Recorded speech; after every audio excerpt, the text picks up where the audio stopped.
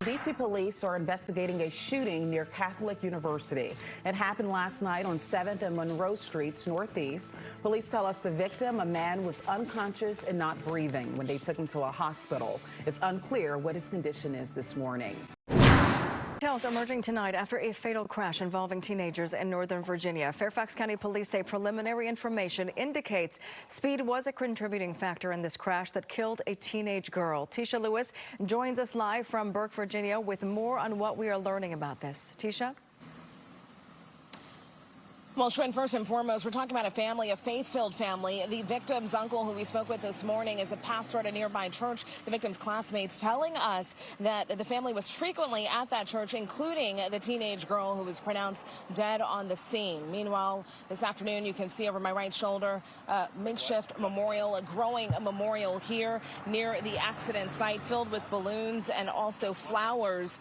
Again, the victim's uncle telling us she had a big smile and a bright future ahead before it came to this unexpected and this deadly accident took place last night around 9. Investigators say a man driving a 2014 Cadillac westbound struck the 2023 Kia Forte that was exiting a parking lot here on Burke Center Parkway, the latter being driven by the teenage victim along with 3 teenage passengers who remain at the hospital with life-threatening injuries. Her smile always went far. I mean, she always had a smile on her face. And that's the image that I have in my head right now. It's just a beautiful smile, her sweet smile, and she's such a sweetheart, such a sweetheart. I mean, she served in the church. She was coming out of prayer service. A really dedicated girl to the service of God, and she gave her all. She gave her life to God and served him. And it's the hardest thing ever, you know? So I just don't understand why. Our message we like to put out always remains the same. We just want our drivers just to pay attention more, slow down, go the speed limit, stop and take a second and just make sure it's safe to proceed in the direction you're going. Yeah, your heart just breaks for that family.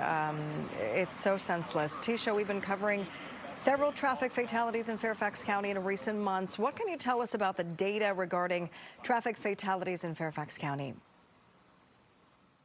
Well, Shren, as you mentioned, it is heartbreaking to say the least. What we have learned is that this is the 8th fatal accident not involving a pedestrian so far this year. To compare, Fairfax County police say there were 8 fatal accidents not involving pedestrians for the whole year last year. Tisha Lewis live for us tonight. Tisha, thank you. A former elementary school teacher convicted of sexually abusing several students is now out of prison and getting a new trial. John Vigna was sentenced to 48 years behind bars, but after serving 6 years, his conviction has been vacated and he is out on bond. Homa Bash is live in Montgomery County with what more we are learning tonight. Homa? Shren, Jim, essentially a judge found that in John Vigna's original trial back in 2017, his defense attorney was ineffective. So after serving those 6 years, he is currently out on bond awaiting a new trial, but there are conditions in place. John Vigna was a teacher here at Cloverly Elementary School for more than 2 decades until his conviction in 2017. 4 counts of sex abuse of a minor, 5 counts of third-degree sex offense. While Vigna maintained his innocence, that conviction was upheld by an appeals court and even made its way to the U.S. Supreme Court, which declined to hear the case. In 2022, Vigna retained a new attorney and filed for post-conviction relief, claiming ineffective counsel. Essentially, he believed his attorney made mistakes that could have resulted in a different outcome. After months of hearings on July 7th, Circuit Court Judge David Lease agreed and vacated the conviction. And on July 12th, Vigna was released on a $100,000 bond with a list of conditions pending a new trial. According to Montgomery County State's Attorney John McCarthy, those conditions are as follows. Vigna cannot go anywhere minors congregate, go near any victims and their families, and must stay away from Cloverly Elementary. He will have a GPS ankle monitor on to enforce those restrictions and live at home with his wife. A. Scott Bolden is a criminal defense attorney with no connection to this case, speaking as a legal expert with more than 30 years of experience. He told Fox 5 this is all extremely rare. If the circuit court vacated that proceeding and gave him a new trial, then you start all of those proceedings over again, and you go back to point one. You start all over. This was a huge case.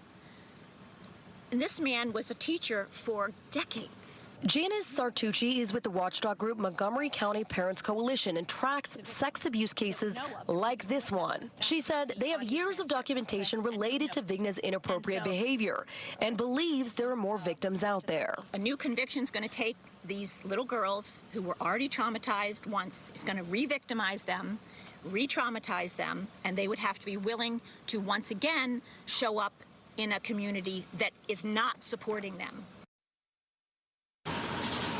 The Montgomery County State's Attorney's Office sent us a statement saying, in part, the defendant was released over our objection. We are disappointed by the ruling, but respect the judge's decision.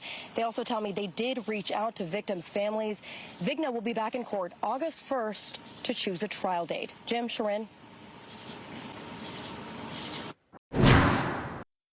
And now investigators in Montgomery County are looking for suspects in an armed robbery at an apartment complex in Rockville. Fox 5's Katie Barlow joining us live with more on this story tonight. Katie?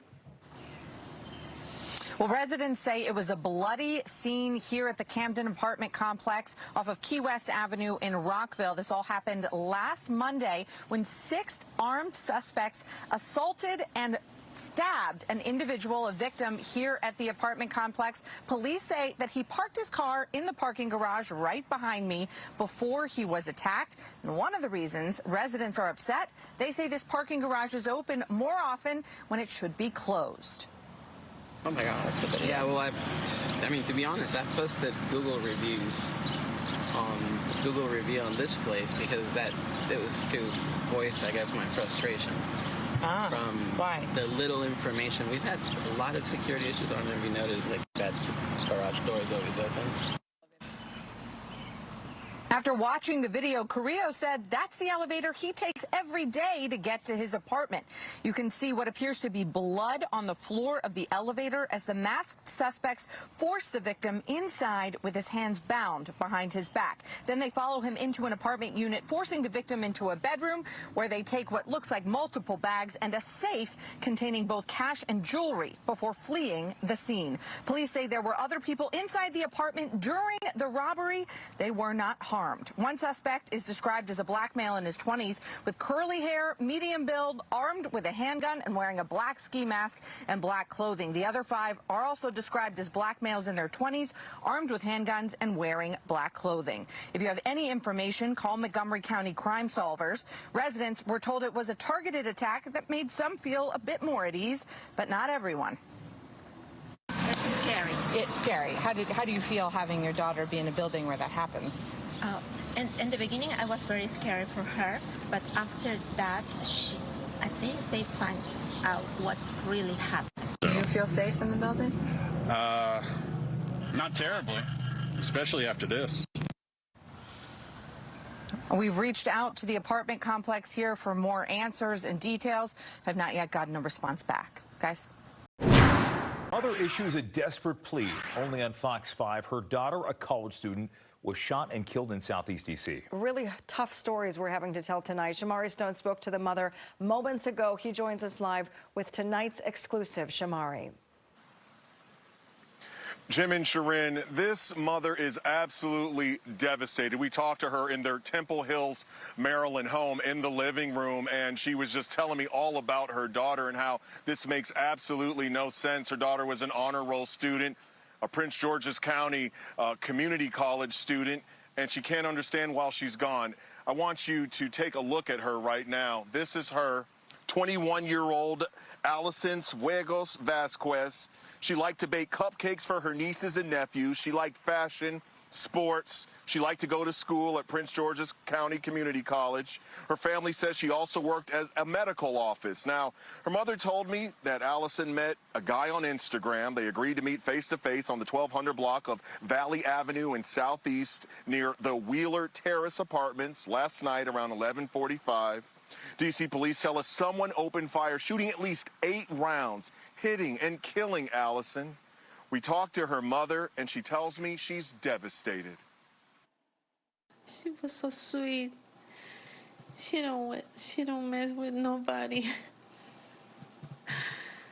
People watching this will ask, why was she at that area in Southeast last night? She say she met someone in Instagram. Someone watching this, if they know who killed your daughter, what do you want them to do? Please, let me know who killed my daughter. She don't deserve this. She's only 21 years old. And she was a good girl. She was a good girl. It's incredibly tragic. Your heart definitely goes out to this agonizing mother. Now, police urge anyone with information to give them a call regarding this case, and there's a reward of up to $25,000 that leads to information with an arrest and a conviction in this case. In Temple Hills, I'm Shamari Stone. Back to you, Jim and Sharon.